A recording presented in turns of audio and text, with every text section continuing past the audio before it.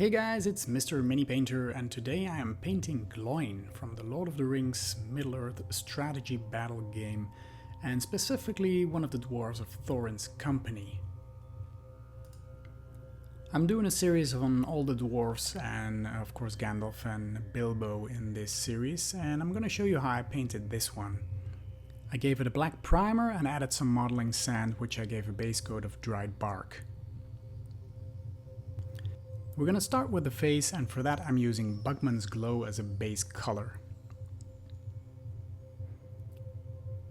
The faces on these models are very tiny, and for the dwarves it's mainly the face and the hands, not much of the rest of the skin is showing. Once we're done with that, we're going to use some Cadian flesh tone for a first highlight.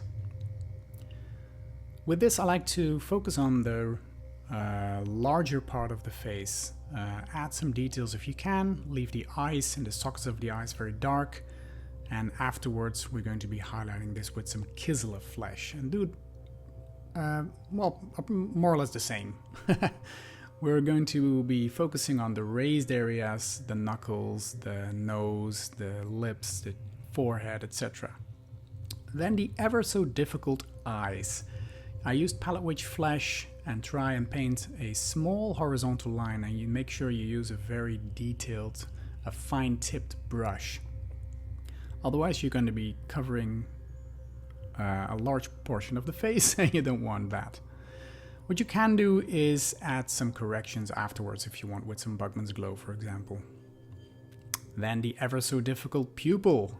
I used Abaddon Black. You can use any color you want, but because the detail is so tiny, most of the times black is good enough. At least it's very visible.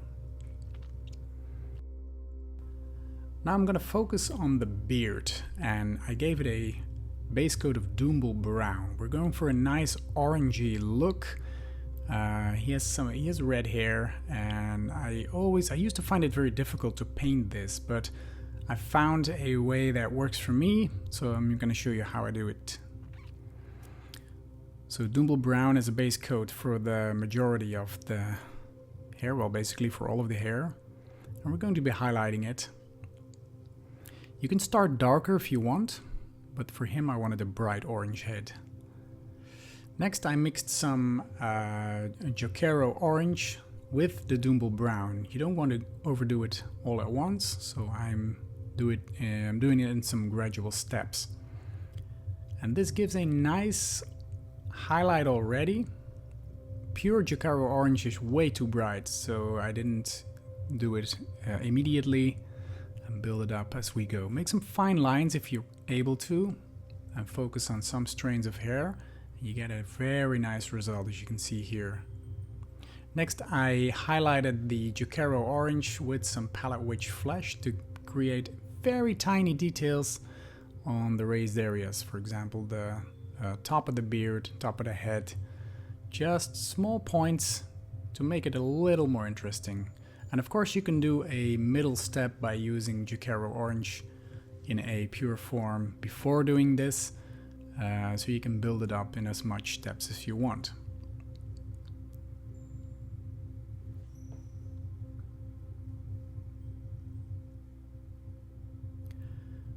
Next I took Wag Flesh and some Abaddon Black for the pants.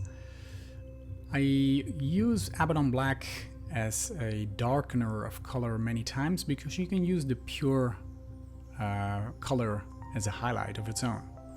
So this way you get a nice base tone, and we're going to be highlighting it with pure Wag Flesh. And you get a very nice result without over brightening your model.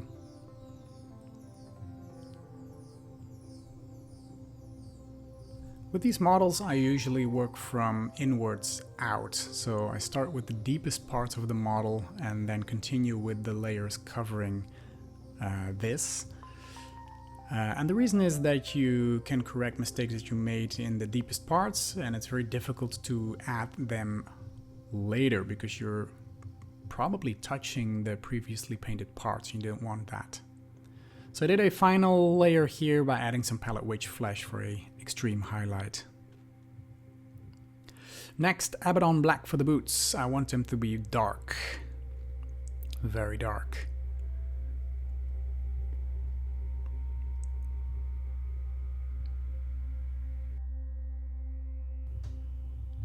Then as a highlight I'm using Ashen Grey, which is a nice dark grey, very subtle.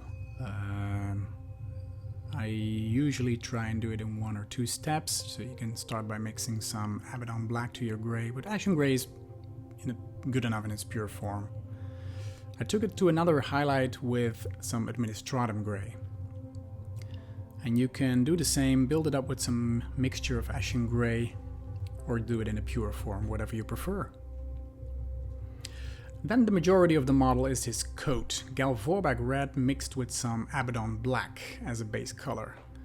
It's a large area and I focused on the inner parts of the coat. You can see what I mean here. There are some edges that I left dark, or you can recolor them later if you want. It's up to you. So I left those edges dark. We're going to be doing them later on. But for now, this is perfect. The sleeves.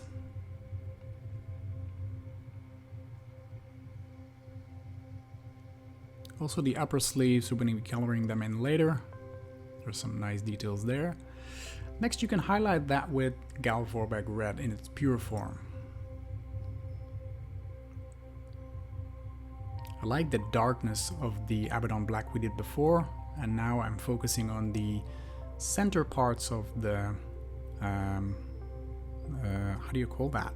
The flaps of the coat, I guess. So leave those edges nice and dark, and you get a nicely brightened inner part. The upper sleeves I left dark. We're going to be coloring them later.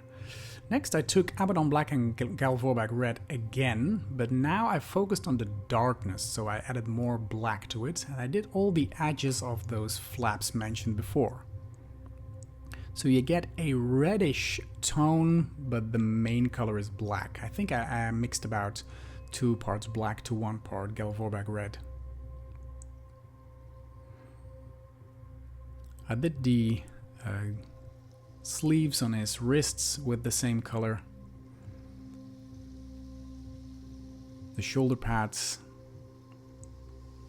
and those edges around the coat. Next I took Bugman's Glow, and this is a tedious work, but I added very small lines here as if it were fringed or damaged a little bit. You get some nice tiny details, and I used it all around the model. For the shoulder piece, there are some metallic parts which I did with Brass Scorpion.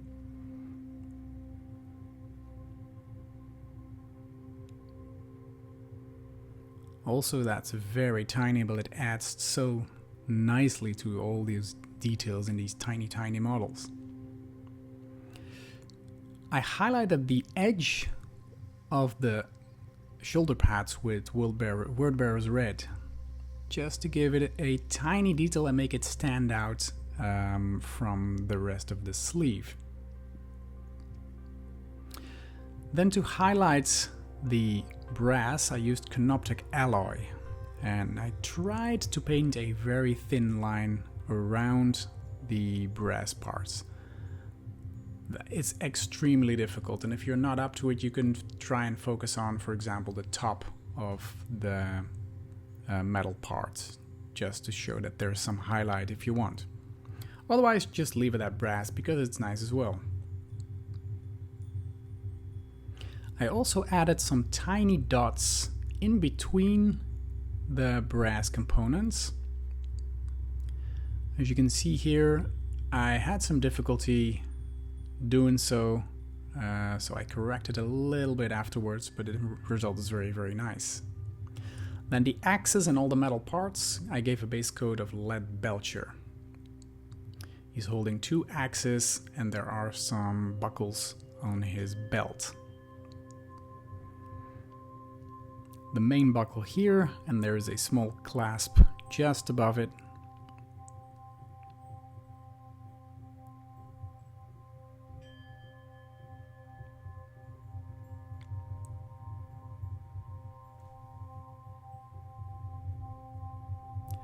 And then in his beard there are some small rings, and I also used lead belcher on them.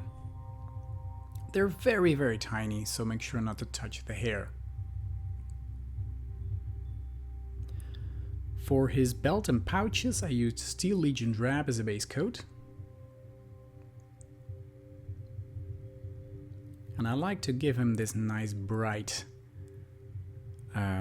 part of clothing, because most of the dwarves are very dark. And this makes it a unique item. It stands out a little bit. As you can see, I did the bottom part of the wrist pads as well with Steel Legion drab. Then I mixed some Rhinox hide with Doomble brown to do the wooden parts of the axe.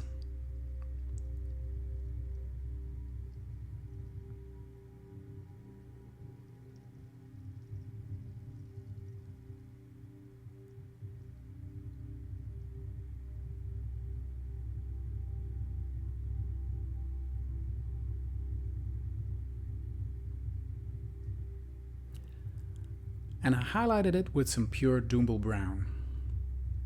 It's very subtle, but it's enough. Retributor armor for the top parts of the axe. How do you call that? The axe handles. Make sure to cover it real nice. It gives a very nice detail. I added some hand-painted details on the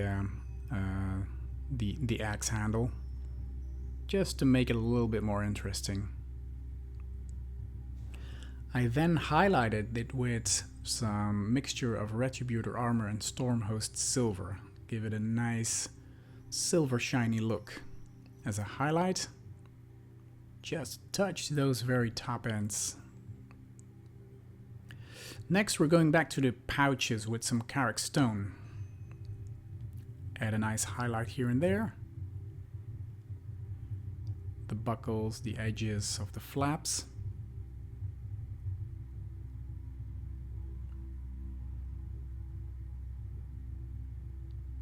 And also on the belt.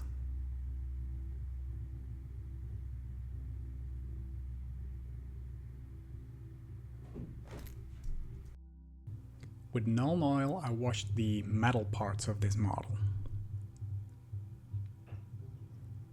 So the axes, don't forget the tiny belt. And darken that down just a little bit. Be careful with the beard, you don't want to Null Oil the beard. Then with some Runefang steel, I'm edge highlighting the sharp parts of the axe.